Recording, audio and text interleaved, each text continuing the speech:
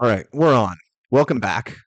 Something brand new here today. Well, not brand new. This is much like the COVID era of my backgammon streaming, where I was watching replays of the UBC between Mochi and Ueda. It's still to this day the most riveting backgammon experience of my entire life.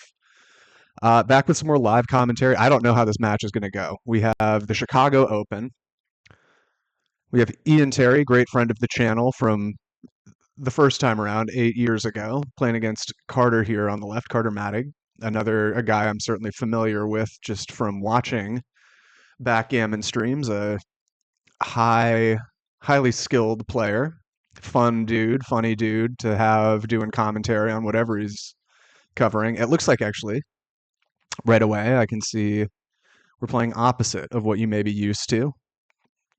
Ian is playing the yellow pieces, and he's going to be bearing off into this quadrant of the board. Carter playing black coming up here. I guess the match is already underway. That was bad work by me, but nothing too groundbreaking yet. I don't think there's live commentary on the video that I'm watching. I wish there was, so that in spots that are unclear, I could unmute the thing and hear what much smarter players than I am would have to say. Maybe this is one such spot. I do want to say, I don't. I hope this is cool with the people who stream this. It's let me move this up slightly. It's Ace Point Backgammon is the channel you can see right down here. And actually, let's throw this a like now that we're on it. Get that like count up to 24. A very cool tournament. Looks like I'm doing a bad job at actually following the action. The other thing I wanted to say is I want to apologize that my video is first of all, let me try to make this a little more symmetrical with theirs, just to satisfy my own compulsions. Hopefully that's better. And I am blocking out the Backgammon Galaxy logo that's above this Chicago Open logo. So apologies to them. But hopefully they're cool with that as well. Hopefully Mark Olson doesn't hate me. I don't think he knows who I am. So off to a good start there. Both sides with very compelling primes right away. This is a 9 point match. You can see the scorecard over there. We got 18-minute clocks, the standard 2 minutes per point. And so far, the cube has not been turned, but might it be coming here? It looks like Ian is thinking about it. I believe he's on roll. And I think it's a worthwhile thought. Going to have a lot of numbers that either play smoothly or just directly clear this. He doesn't go for the cube. I'm going to trust him more than I trust myself. Also, this is going to be my first time basically ever playing without pip counts displayed in front of me, so that's probably going to be problematic and embarrassing at a certain point. Oh, I can see now the stream got another like that I'm happy to see. Always love growing the game, just seeing people into it. I'll move my mouse out of the way. Ian's still holding off on the cube. I guess it doesn't have that many market losers just yet. I have to assume up a decent enough amount in the race. And they are using the baffle box, actually. This plastic thing. Is my mouse displaying over this? I hope so. Right here. And I will say I have very limited experience using a baffle box. The only time I've ever played a live backgammon tournament was in 2017 in Boston. Shout out Ross. Ran a great tournament. Shout out Albert Stegg for being the first guy I talked to when I showed up there and making the experience a lot more enjoyable for me when I went in very nervous. In any event, I don't think either of them will remember me, but I certainly remember them doing a damn fine job hosting. And does Ian now with this 6-4, certainly an awkward roll. The two ideas are run all the way from the back here, from 15 to 5, leave that exposed, or this is the other one. Play both away from the bar point. This would be, I think, my move. It does clearly get pretty awkward right away, though. Whereas you can play 15 to 5, leave the three shot, and hope to get missed, and then you have a super smooth sailing situation most of the time from there.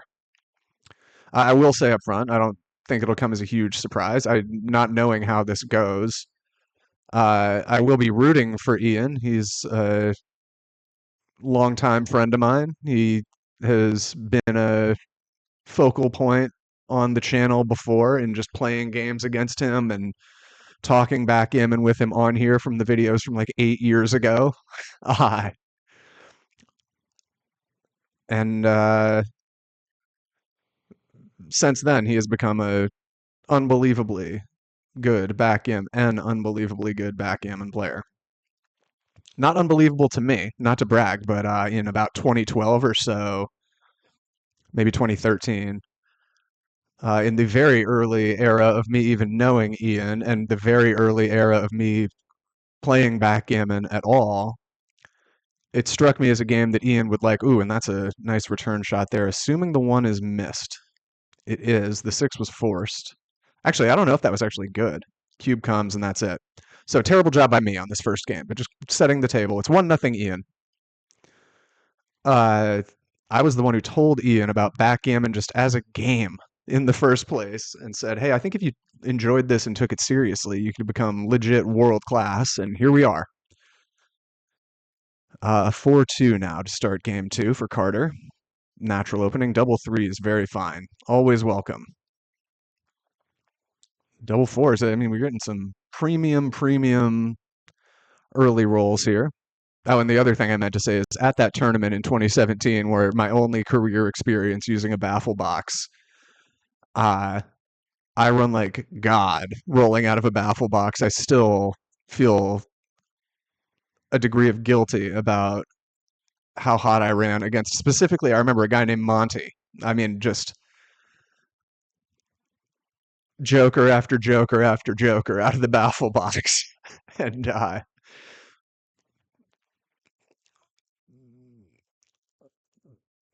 to the point of just absurdity.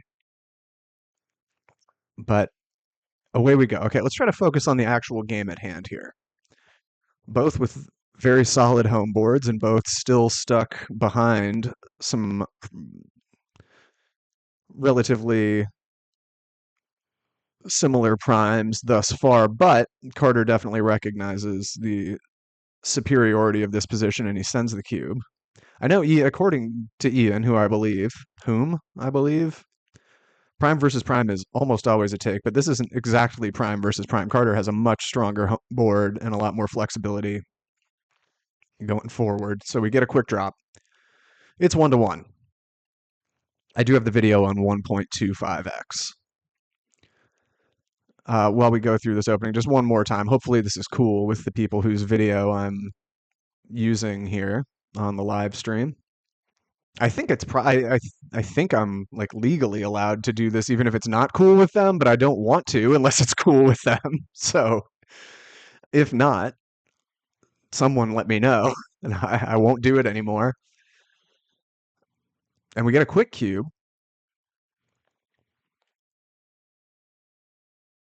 Oh, I guess we probably got a fan that I missed.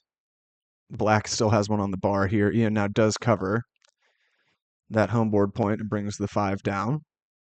So in on the 1. Oh, he makes the 2-point. I always miss making the 2-point.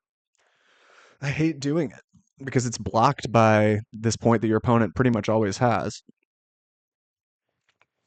But one of the things I've been learning in my recent adventures training myself with XG is that I am for sure sleeping on how frequently it can be very fine to make the 23 point is the better way of putting it.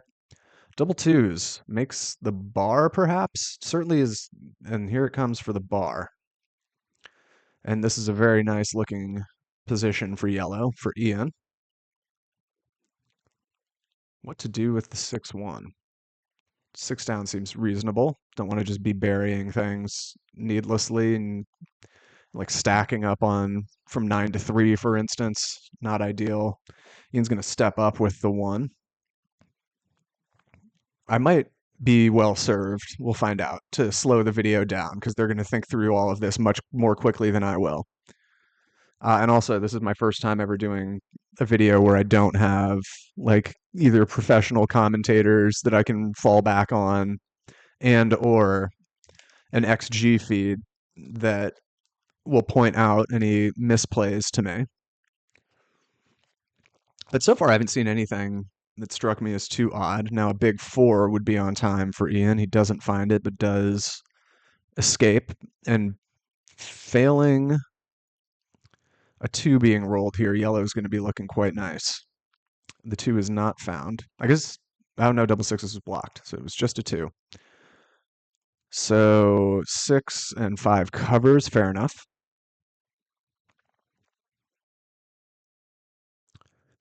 So, I mean, it seems pretty standard. Ian leaves the 2-6 available. Oh, 6 up, not there. Hopefully, we'll get some more interesting positions. Double threes completes the 6 prime. So, pretty reasonable. Pretty reasonable spot for yellow. Already has the cube turned. 4-1 just clears from the back at this point. He does. 6 is forced out, and now some gammon numbers, perhaps. That's one of them. He's got some shot at a gammon now. 6-5, not ideal. Stacking up. Uh-oh. Uh-oh. This is why the last 6-5 was not ideal. Now he's forced to leave a shot here. And does get hit right back, and that's going to be Recube City, and that's going to be that. So 3-1 now. That's why the game is so beautiful, is those sorts of turnarounds. Very, very realistic, and if you play enough, you're going to be on both sides of it, whether you like it or not. This ain't chess.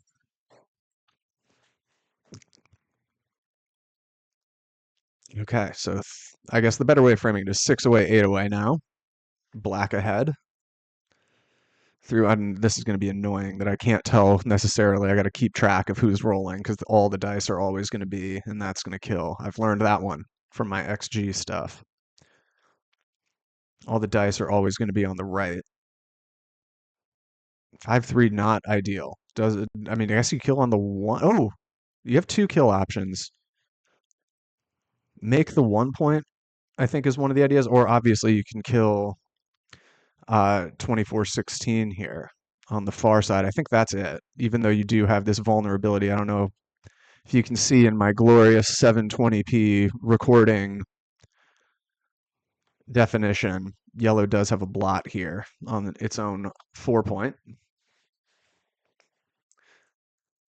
5-3 again. Equally puzzling. At this point, do you kill on the 1? Do you come again from 24-16 and just hope not to get hit? Not a great roll. Obviously would have loved to cover in the home board. Can he fade a 3? He can.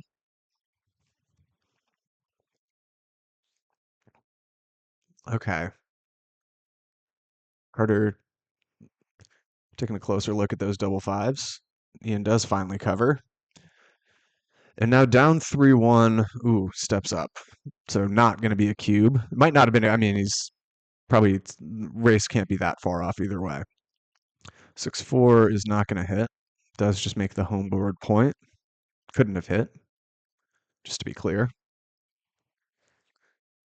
And now he would love to see some low numbers. Or that. That's also reasonable. That's pretty good. And if Carter doesn't escape here, he does. I was going to say there were going to be a lot of market losers, perhaps. And now Ian's going to be much better at counting the race than I am. But this looks to me, just on the surface, like a double. And there we see it. May well be a take. May well not even be a double, for all I know. But I do, again, have faith in Ian to know and to have an approximate pip count. Let's see. If I had to guess, if I had to guess the pip count, I'd say he's up like I don't know. It's useless for me to guess in this spot. I'm so far off. Like I'd just be saying random numbers more or less. 10. Let's say he's up 10. It's probably more than that. If he were up 10 in that fake world, it'd probably be a cube still anyway, just because of the smoothness of the Baron alongside the trailing in the match score. If he were up 10, I think he'd have to be way ahead in the match not to be sending a cube in a spot like this. But he's maybe way more than 10 for all I know. And the cube is taken. I'm guessing they both know approximately the pip count. Two in, another two is going to come in. Oh, okay. Brings them both to the six. I wouldn't be surprised if one of them's 7 to 5, but who knows? Not me. 6 and 4 both come in, and now yellow looking very fine. Looking quite likely to have a 6 away, especially after that. And now Carter's going to have to. Oh, wow, wow. And I was going to say Carter's going to have to find some big numbers, roll some big numbers, and he does. Ian, I'm guessing still though, playing at quite an advantage here, albeit far less of one than a couple turns ago. 3 and 1 or 3 down. And this would be pretty devastating if yellow were to lose from here. Pulls from the 6, fair enough. But I'm sure he's was sweating it. That's 2 off. Wow. Carter's definitely finding some high rolls. Ah, Ian Terry very fast. This much we know. Those double fives quite big, even with only 2 off. And now yellow's or black is gonna have to find something like that, and we're back to a. Oh boy, we're back to it. Big doubles here. Ah, not there. I think it's 6 to 2. There it goes. Now Ian, as long as he can find a 6, there's a 6 and a 1. Okay, so looking good as long as he doesn't find and then pushes. I think that's very good technique. Oh, and he doesn't find it, so now sweating double threes or double fours or higher, and almost there, but not quite for Carter. So now we are at 3-3.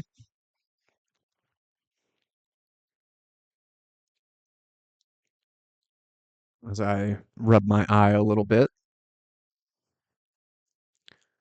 and they set up for the next game.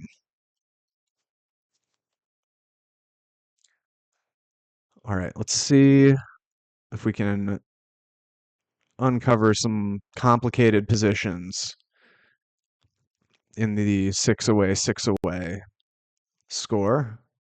What is that? A 6-5 comes all the way down. That's some ball knowing run establishment right there. A lot of newer players, including me for a long time, would run from 24 to 13. But that is generally right, going 22-11. 22 to 11. Speaking of 22, double twos. 5-3 makes the 3 point. And I would say, incidentally, for anyone newer to backgammon who's somehow found me, first of all, welcome.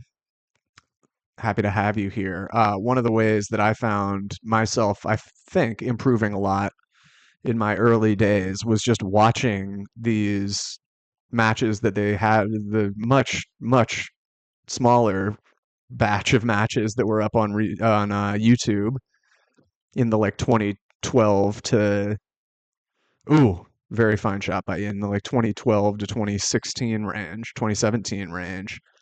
I would just type in falafel commentary, backgammon falafel commentary. Falafel was the goat, and we do see the cube come.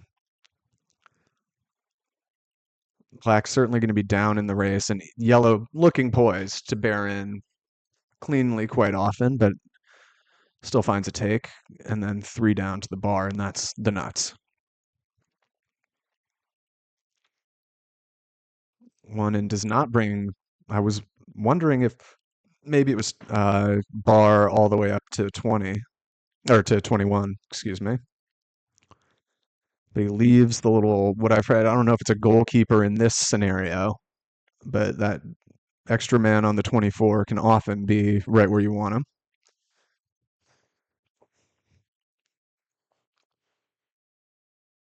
So this is Ian's role. Not ideal, I'll tell you that. The only, I think the only safe way I see of playing it is breaking the six, which you definitely are not in a perfect world looking to do right away here. Plays the three from the nine, so 9 to 6, and then he has a four left. Yeah, fair enough. Doesn't want to leave the double shot by slotting his 5 point here.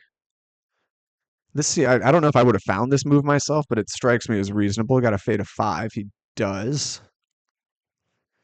Carter rolls the wrong 8. I guess you just make the 1. Again, no really comfortable way of playing this. I think you just play 7-1-6-1. There it goes. A fan would be great, but there are definitely some return shots to be had. See if Carter can find one. The 4 was a big time number to see up first. Now 6-5, 6, so 9-3, and then 7-2.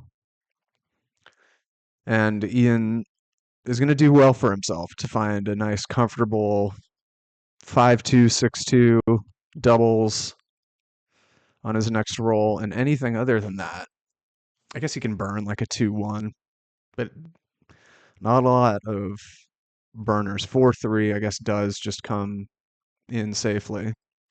And just hope to roll 6-5 or doubles on the next one, or worst case scenario, safety 1 and get missed. 5-3 is going to do that. No ace, and it's going to be a yellow victory.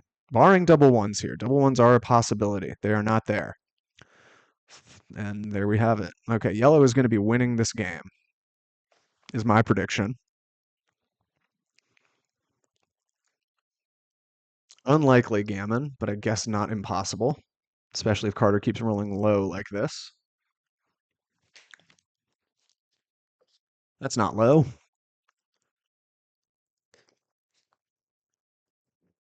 Although yellow's still definitely looking plenty fine here. I would guess it's like 98%, at least, if not 100. It's probably not 100 yet. Now it's 100. 3 rolls, right? Oh no, I guess it was. I guess it's doable. There, no, that's it. That's it. I guess maybe like a combination, nothing but 2-1 or something, which has happened. I'm guessing in the history of backgammon. I'm guessing it's happened. I wonder what the record is for rolling 2-1 to like lose a race.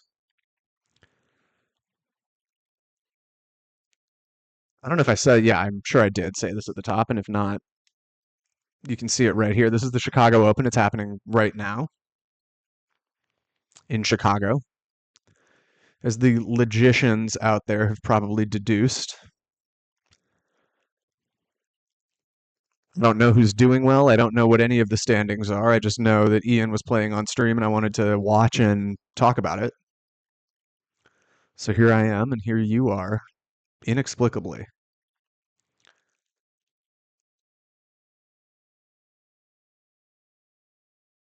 To be honest, I feel like the overwhelmingly likely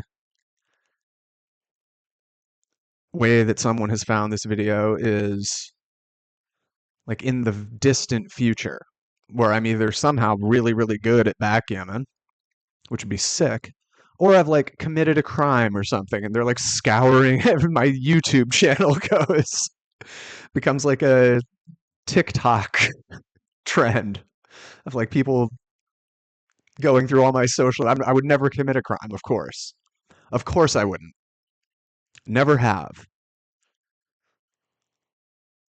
And are we already thinking about who's is Ian thinking about a cube? No, he's rolling. He's now 4 away, 6 away. So I'm sure at the point where better players than me would know a lot of the match play considerations. Unfortunately, I'm me. But my gut says Ian should be a little more reluctant to be sending cubes than otherwise. 5-3 is a good shot to bolster up. He'd love to roll. And now, I mean, I get it that he's ahead in the race, but it seems a little precarious to me to be opening the door.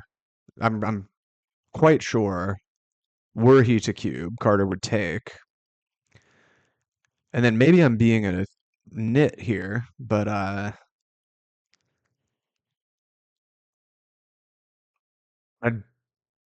personally feel like bringing, especially these two from the mid, I mean, only these two from the midpoint in safely without leaving any shots,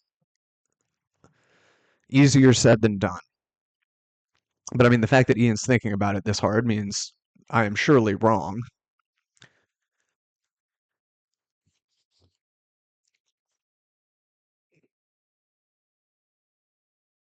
Maybe he's bluffing. I doubt it.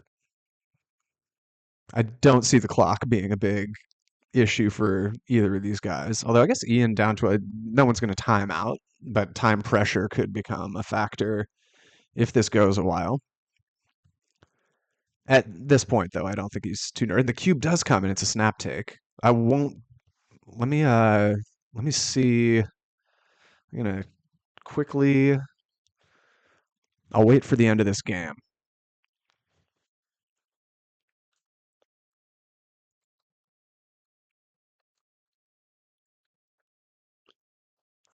So if Ian's awake right now, which I think he is, he's on Central Time right now. I guess he lives in Central Time. I think. Uh, I'm guessing he has by now run the numbers. Oh, thank God I didn't cancel the video. There was one time I hit the space bar by accident and it like erased a whole video. He does make it through safely, so looking good now to be up.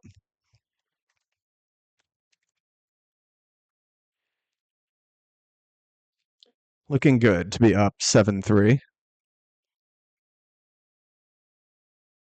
Although, I mean, I must have missed something because, well, let's embarrass ourselves. Let's backtrack. Looks like Carter must have rolled something mighty premium here to even things up. If now he is thinking about double fives.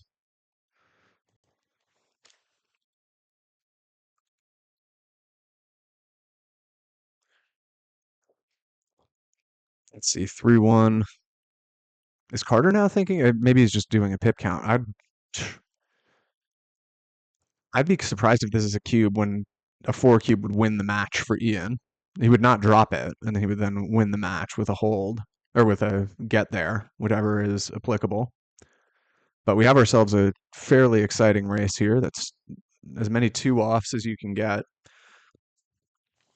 I'll see if we hear back from Ian to find out the computer evaluation on that cube in the first place.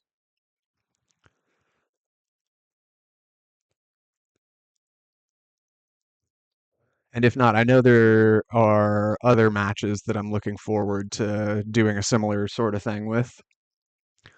And so maybe I can update on that in a future video. And this is probably getting close to Recube territory for Carter. There it is. Mr. Ian, what's it going to be? 6 checkers, 7 checkers, already a bad start. And then positioned awkwardly, more awkwardly at least. Both of them have plenty of awkward numbers. And Ian, it looks like he's going to drop. Okay. Four away now. Dicey. If I had to guess, I would say even though it's 1:45 a.m. on the East Coast, Ian's probably still playing in like side games right now in Chicago.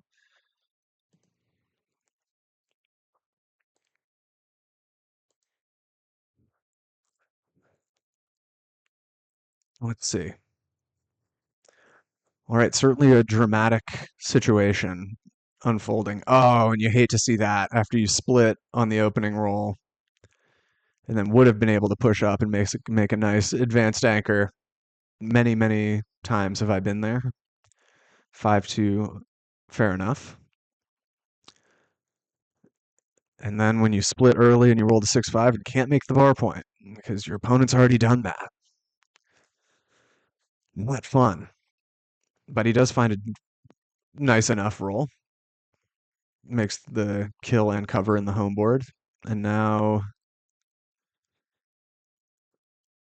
double kill in order. Let's see if he can hold it here. Carter with one in does not find the ace, and now the cube flies, and that's going to be that. I'll take their words for it. That's a very straightforward cube and pass.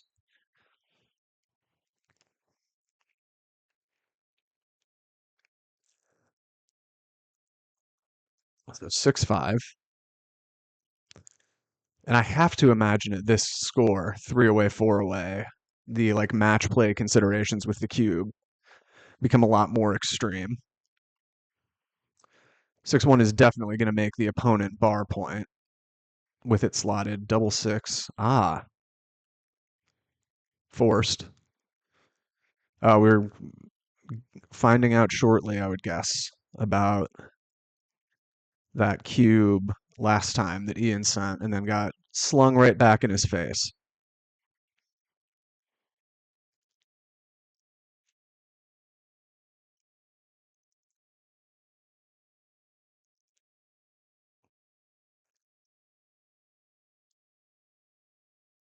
That's why very awkward for black here. Does have to leave something around. There it is. So a one would hit for Ian, and he would then need to cover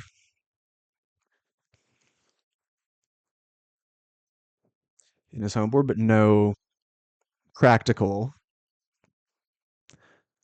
reason to get too bogged down in that now that it has not remotely come close to happening. 3 away, 4 away. I wish I knew more about match score stuff, other than I'd be pretty nervous in general compared to average cube situations to be the one sending it 3 away, 4 away. But, ooh, yeah, 5 and 1 and just pay now. Two blots in the yellow home board. Oh, like, what are you going to do, Ian? You going to hit with that? No. Covers both.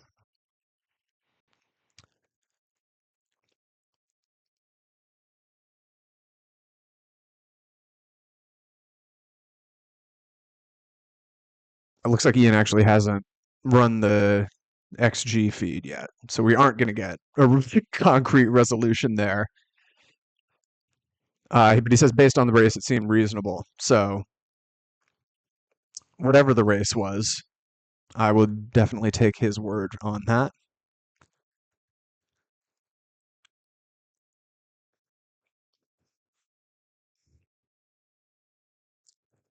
And now awkwardness for both in a major way. Can't find the one. It would have been way less awkward to just roll a one and then win.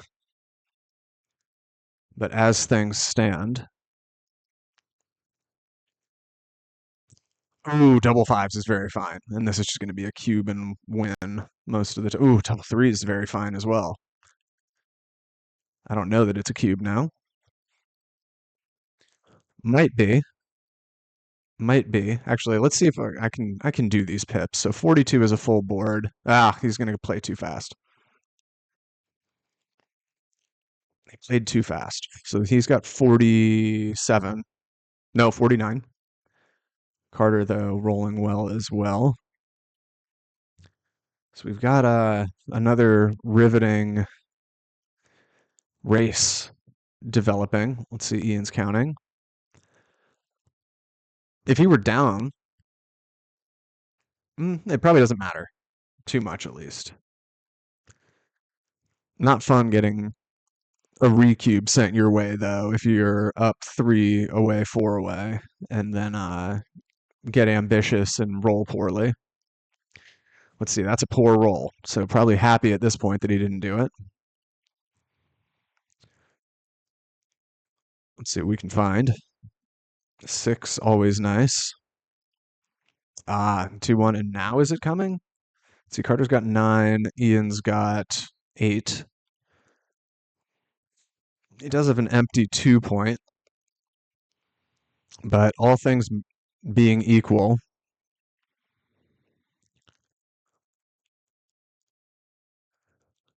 Ian says he wouldn't be surprised if it were a no double. And if I have XG out, tell him the damage. I will go back at the end of this and we'll find out in real time. Although, oh, that'll be annoying for you guys, but I'll do it. I'll do it, and if and I'll put a timestamp in to skip ahead. But we will event at the end of this. We'll go back and find out whether or not that was a recube.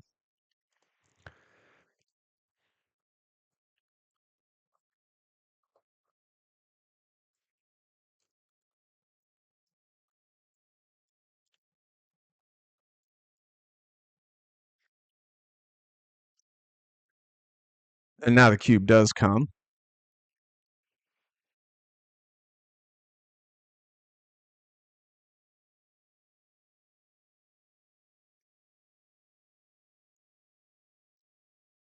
It's a gross spot for Carter. He's studying it intently. We can see up here. You'd hate to, yeah, you'd hate to just lose and then have the opponent in the Crawford spot 1 point away. Instead, we will play on 2 away, 4 away. And this, I'm sure, is a match score that has a lot of spicy cube dynamics.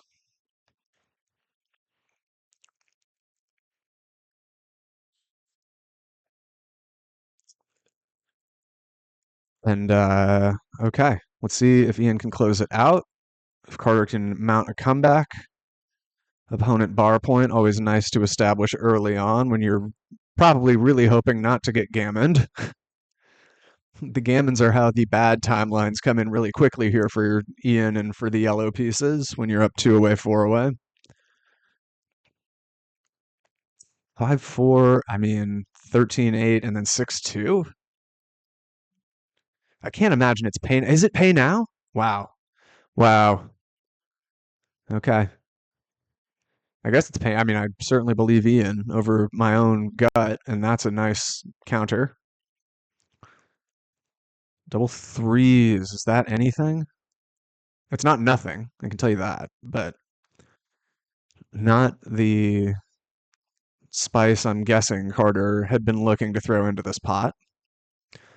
The six is there, and then fair enough with the one. Not going to split from 2 to 1 when you can just play 6-5. As ugly as 6-5 feels basically every time in this approximate configuration.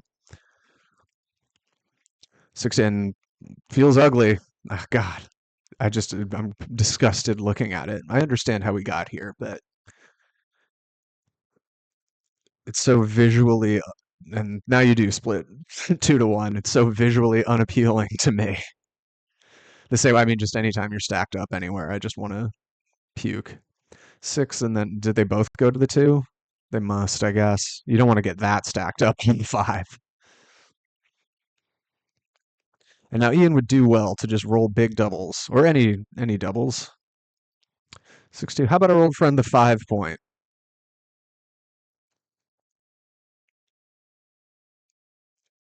And I should add, I suppose, I don't even know what event this is. I can see now for the very first time, Ian is 2-0 in whatever event this is, and Carter's 1-1.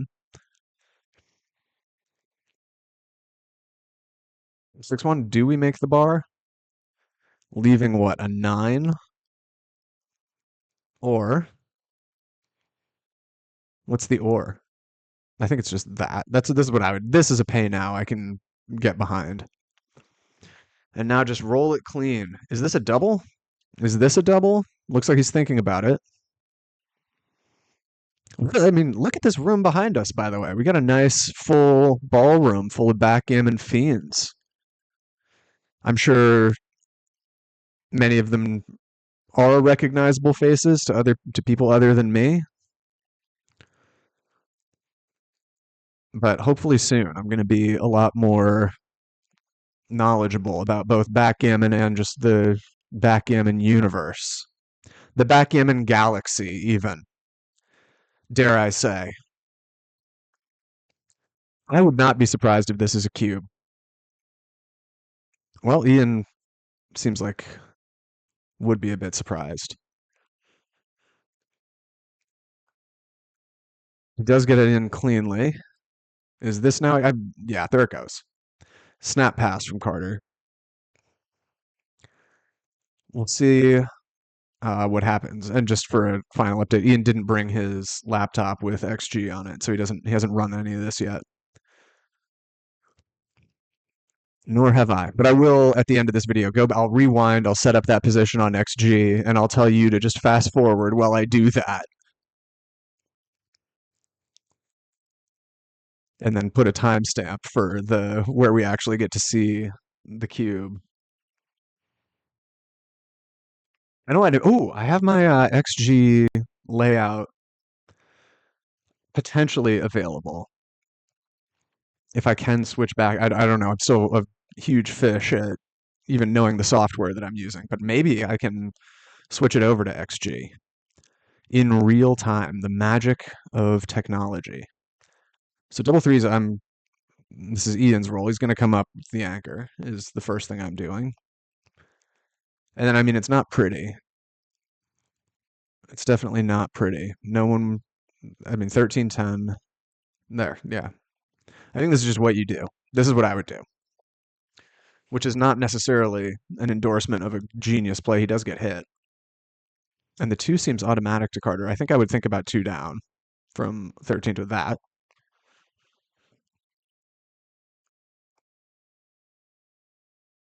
Mmm. Ugly. Ugly. Ugly. Is it 6-4? There it goes. I mean, what else can you do? You don't have a good. I mean, come in on the two and kill with 6-2. I think this is probably better. He does get smacked right back. But this is a Crawford game, so no cubes to be had by either party. Not that Ian would want to, and that's kind of the point. Okay, gonna fix my chair. There we go.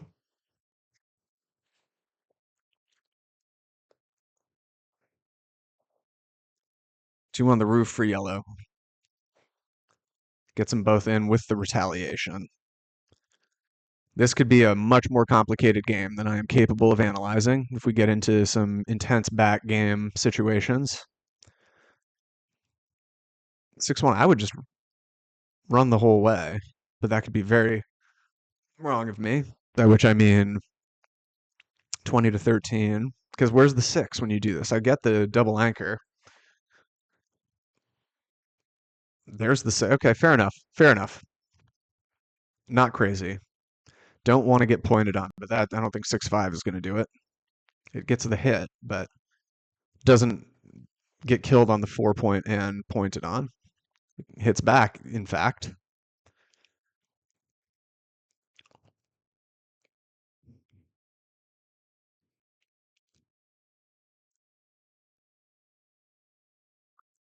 Double twos and he's hesitating about the two down. Does go for it. And I would leave in this case, I do view them as goalkeepers. I would, oh, switch. Comes off from the 11 to 9. Fair enough. I think I would have just been a donk and played 15 to 11.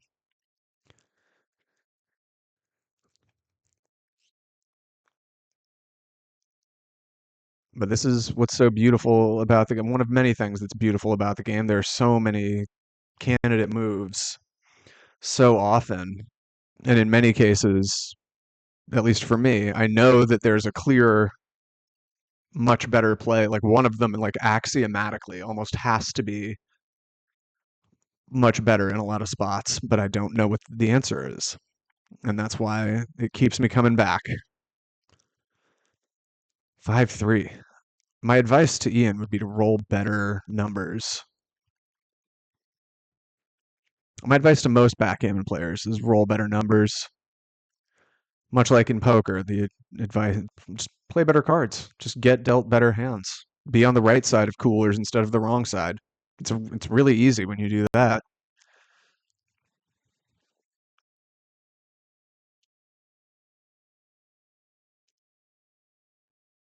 Ooh, ace ace. My advice in poker is to get ace ace. Comes all the way up. Reasonable. So this is I don't I feel bad that I mean I have no commentary to offer on positions I'm just clueless in, such as this, in terms of like the intricate technique or the ideas. We're gonna get a redo on that baffle box. Rare, but not unheard of. Gets stuck in there. And we got ourselves a pretty fair-ish looking fight here. Three's going to come up. And does the four just come out, or do you play 10 to 6? I do wonder about 10 to 6. It looks visually pleasing to me. But maybe you just come out. 2016? There's 10 to 6. Okay. I mean, I guess you have plenty of time to get running. Ooh, and even something like that.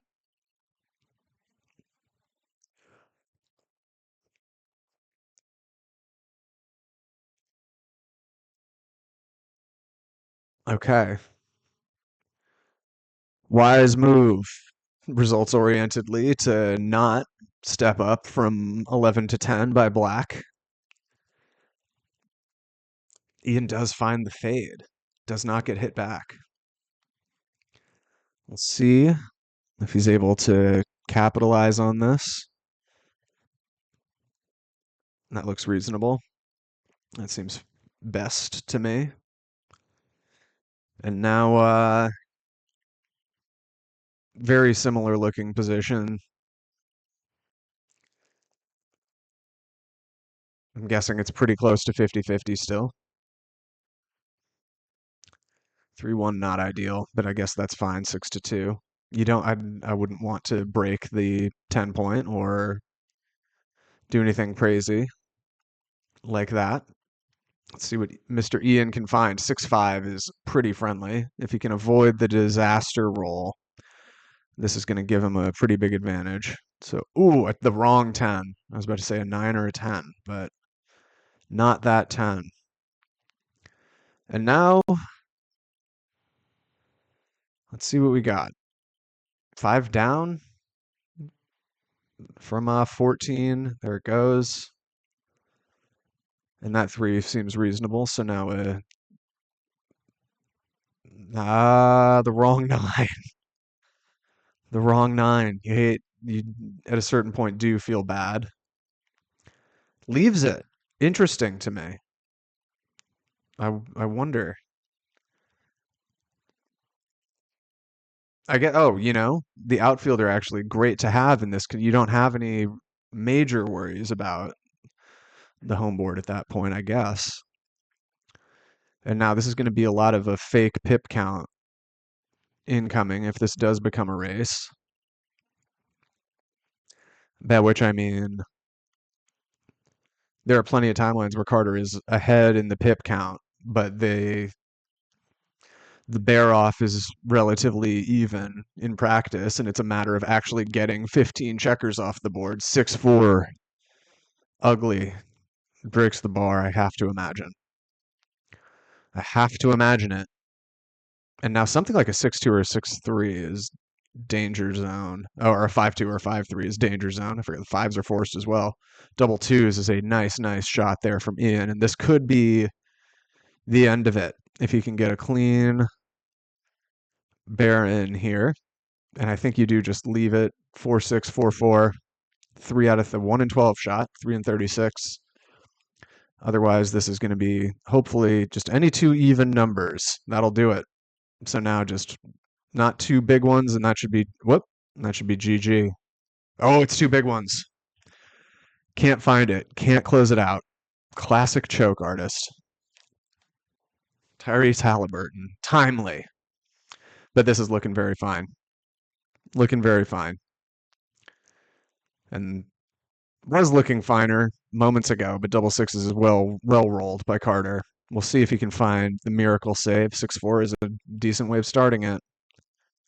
See if he can find the miracle save. Otherwise, this is going to be GG. 4 off. Going to be tough for black here. You probably needed doubles there to stay alive, or you know, I mean, this is two rolls in all likelihood. That's it. That's Ian is off in three. That's it. There we go. Ian with the victory, the handshake, and there it is. Ian advances, or Ian improves to 3-0 in whatever event this is. And I know I have another Ian stream opportunity. I didn't know what his score match wise was going to be. But let's pause this and let me pull up XG. And I'll go back to when it was 5-3. Oh, what's this is I went way too far back. I forgot that this is a very long stream. Let's look around at 5-3. Whoop. Let's look around at 5-3. 5-3 cube still unsent. There it goes. Okay. So we'll play here. Is this where he sends it? He does. Okay, so let's take a look. This is the position that I wondered if a cube was right. I'm going to pull up XG. I'm going to try to set up the position as quickly as I can. And this is the part where you should just be fast forwarding because I might mess this up. Oh my God, especially because they're going to make me do it backwards too. Okay, they're making me do it backwards. I'm going to take all, sorry, I'm so sorry, but I do sincerely want to know the answer. I have to set it up backwards, which is very annoying. And then we have 2-2-2. Okay, I have the yellow pieces in the correct spot, I believe. And then the white on my XG feed pieces. Sorry. Two there, two there. 5-point home board. Okay, thankfully Carter's position was, and then how do I set up a score? Oh man, I don't know how to do. How do I do a score?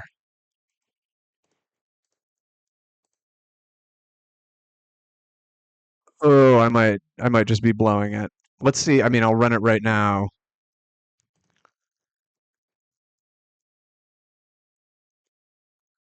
I'll run it at 0-0. I don't know what I'm doing. I blew it. I blew it. I'll wait and find out and get back to you on the next time I'm reviewing an Ian game. I blew it. I dropped the ball completely on the XG portion of this. You could have tuned out long ago. But this is the position that we will someday return to in terms of was this a cube or not. But for today, I think that's going to do it. Thank you to the Chicago Open for running such a good stream, to Ace Point Backgammon, to Backgammon Galaxy, I believe, has some sort of sponsorship thing going on it. Thank you to Ian for alerting me of this match being streamed, and I hope Carter was cool with this being used as a video. Seems like the kind of guy who would not care. So, I mean, that's it. I'll be back, I think, soon with some more Ian coverage, and we'll see how far he makes it. So, thank you, everyone who made it this far, and I will see you guys later.